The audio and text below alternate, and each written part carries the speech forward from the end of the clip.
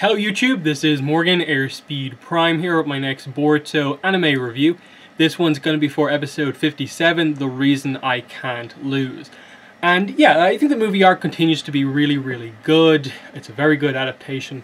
This one specifically didn't have too many new scenes because I think rightfully so. Just like the movie, they're getting through the first two stages of the exams very quickly. The difference with this arc, based on episode descriptions coming up, is that the third round of the exams, they're really going to expand out compared to the little montage, more or less, that they did in the movie. I assume they're still going to interrupt it, but right in the final rounds rather than the early rounds like we got in the movie. So that looks to be where they're really extending things out here, because they didn't even focus a massive amount on like Sumire's team or, you know, Denki and Iwabe's team, just kind of showing a little bit of action of them getting eliminated. Whereas I think in the movie and the manga, all we had was like we specifically saw Metal Lee kind of getting defeated, but we didn't really know who his teammates were. Now, of course, for the anime, we know who his team are, we know who the other Leaf Village team is, and just to see them get eliminated here, I think makes sense, because they're the two teams that have in a way kind of grown the most. They have like the people on their team who need to develop the most to become as powerful as, like, I suppose our two main teams, you know, Shikacho and then the main character team, of course. So I definitely don't mind them kind of not feeling the need to focus too much on things.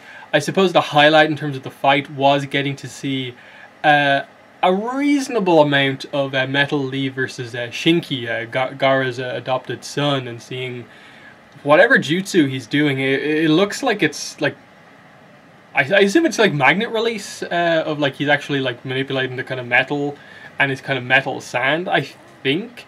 But it's also sort of like just darkness, so that'll be a fun one to see when they reveal it, because the Iwabe especially seemed very shocked by what exactly it was. But seeing how, I suppose, cool, calm and collected Shinky is, and like, are we to interpret what he says to Metal Lee as like him being arrogant, or just him having the tactics completely down? I think it's him. I think they're kind of emphasizing this idea that he doesn't believe too much in the idea of, I suppose, the pure fighting spirit that like a Metal Lee would have, of just, when it got down to the fact that it was just the two of them fighting, he did sort of forget about the idea of protecting the flag when he felt it became a one-on-one fight. I suppose from Metal Lee's perspective, he sort of felt like they were going to battle it out, and whichever one of them stayed down would ultimately kind of like get the victory, and Metal Lee would have defended the flag, or Shinky would have earned the flag. So I suppose it's just like, okay, it's not really like poor tactics or like cheating or anything like that to just kind of skip the fight and grab the flag, but it's like, you know, I suppose the different approach of characters. But I thought that got him across pretty well, and that I'm interested to see him get a focus fight to finally, I suppose, reveal what his jutsu actually is, which I think is going to be coming up next, I actually think.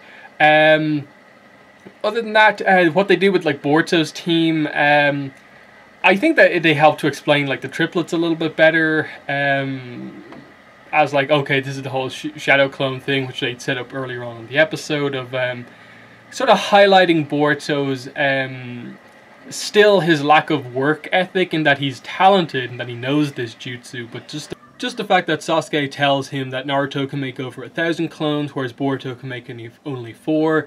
It's meant to signify, I suppose, Boruto's lack of hard work, in that if he worked on shadow clones, he could make more, and the more he works, the more he'll be able to do. In that even Sasuke can make a good amount, and Boruto, despite apparently being, you know, like a prodigy at the technique, can't do as many. And it's obviously the idea of he still is on this kind of path to learning the kind of meaning of this, and really getting this development through, I suppose, being outed for using the ninja tool later on, when he finally is forced to use it during his battle against the triplets. I like the scene that they get across of just, he can't lose it here, because it's his one chance to, like, I suppose, get to the round where he can impress Naruto. And when Naruto comes in later on in the episode and actually like praises him for getting to the third round, it's this combined moment of like he's so happy to finally have Naruto like saying something to him, but knowing that he's only saying it to him because he got here not through his own work or effort, but because of this ninja tool doing it for him. He knows there's a problem there, but is going to continue anyway because it's working for him, and how that's ultimately obviously going to kind of lead him to a big fall coming up. And I think in that sense, it's a well set up arc of just, this is a big thing that Boruto does have to learn before he gets to be the character who's really going to be like the lead of this series. And we know he has the potential within him to be that character, hence why Sasuke is training him, and just the potential everyone knows he has, but that's really that. Other than that, like, there's a scene with Urashiki and Gaara when Gaara was arriving, of just Urashiki attacked Gaara, his weapon or whatever he did kind of pierced through Gaara's sand shield and seemed to, like, they could have done this in a way where like it looked like he almost killed Gaara, but it's almost like I could have if I wanted to, but it's like he tried to either take something out of Gaara or like siphon his chakra in some way. I suppose maybe it was some sense of like, is there any lingering like one tail energy left in Gaara, and is that what was sucked out to kind of make Momo Cheeky more powerful later on? Maybe. But I'm very interested to see where they go with Urashiki, and that I assume he will have to be killed off in some way, but how does that exactly happen? And given that, like, I suppose one of our like human characters can't technically be the one to kill him, otherwise it doesn't make Boruto's like getting the seal from Momoshiki at the end mean as much. I assume it'll probably be like Momoshiki like killing him for doing something wrong, or Kinshiki doing that, and then we get Kinshiki's kind of sacrificing his power to Momoshiki. So that's all still to come, and I'm interested to see how they execute on the Otsutsuki stuff here, now that there's just a better sense of overall where that stuff is going. But I think that's more or less everything I want to say about this one. It's obviously a much shorter review, but this is definitely one of the more straightforward adaptation episodes, just pretty much covering the second round of the exams, with just a few little added scenes.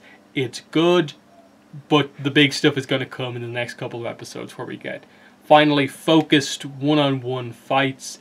But the interesting thing with Boruto is that he's now going to be using the ninja tools more often, so we're not going to get the greatest sense of his power level, because I think we know he's strong enough to do well on his own, but because his arc here is about him using the tool in place of any sort of hard work, it's kind of this weird situation where it's not going to be the best representation of like where Boruto's skill level is in relation to everyone else, because he has to have this arc to get to the point where he can, I suppose, fulfill that potential. But yeah, that's the video. That's been the review for Boruto episode 57. In the comments, let me know what your thoughts were on the episode. But yeah, that's been the video. Thanks for watching, and bye.